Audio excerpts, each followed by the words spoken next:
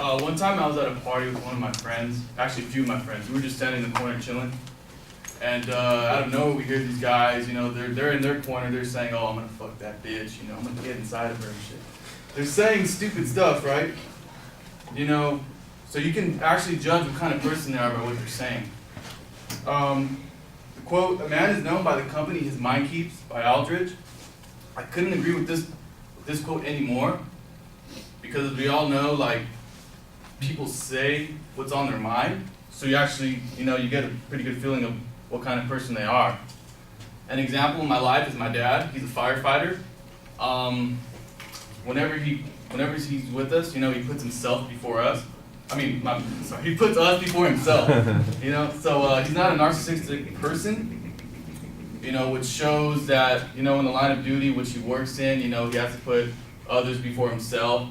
So there's different situations. There was one situation where he got 2 tickets to the Dodger game, and me and my brother both wanted to go. He only had 2 tickets, so he gave the tickets to my brother and myself, knowing that I knew that my father really wanted to go, but he gave the tickets to me and my brother because he knew that, it would mean more to me and him, and, he's a dad, so he's just a good person. So I can judge, what kind of person my dad is by the actions he does, the things he says. You just know what kind of person he is.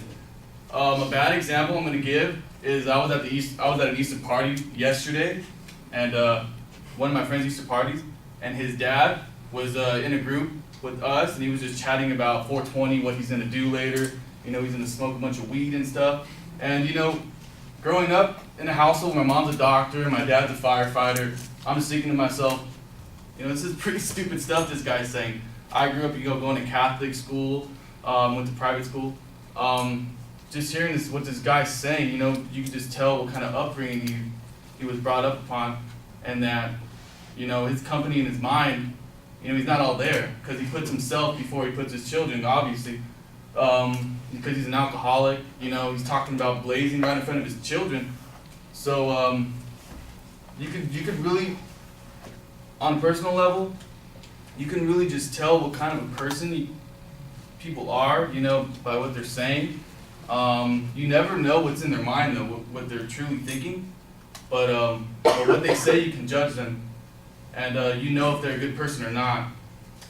So in conclusion, the quote, "A man is known by the company his mind keeps," by Aldridge, I believe is an overall, good quote that you should keep in your life. So, yeah.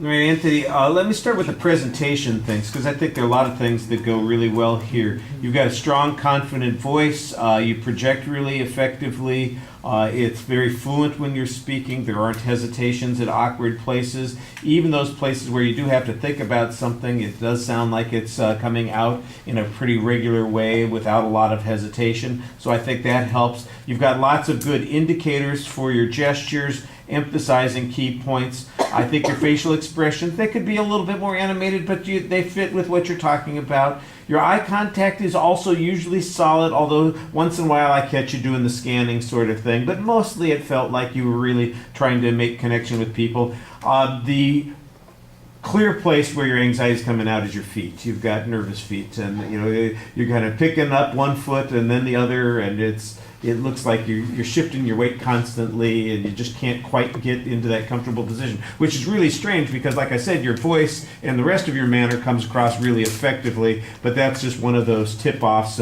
tells that people have. You know, everybody's got some way that they indicate something about themselves, and that's your tell right now. You know, so I think that's pretty good. On the content stuff, I thought that you had a very clear idea that you wanted to say. You were clear in your point of view on the quote. I think it's a little rough, the example that you start off with, and I'd be a little careful about the language, because even though that might be something that people actually said, and I understand the point, you want to be direct with people, but you know, you got a big audience here, and there could be people, like you said, you know, the guys talk about blazing up in front of his kids, you know, dropping the F-bomb and describing sex acts, you know, early on in the process. There might be people who are a little uncomfortable with that. You know, you got to think about who your audience is, and that's an iffy thing. There might be a more, you could say almost exactly the same thing without the language. You know, I saw two guys sitting there talking about, and all they could talk about is how they wanted to nail this girl or have sex with her, and you know, they had some pretty gross descriptions of what they wanted to do with her, and I'm thinking, geez, you know, that's what kind of person you are? That's really problematic. And you said the same thing without having to resort to the cruder language. I think that's, you know, it was an easy punch to make, you know, because it does get the audience's attention, but I think you also maybe, it's kind of a sucker punch sort of thing, so maybe you want to be careful about that.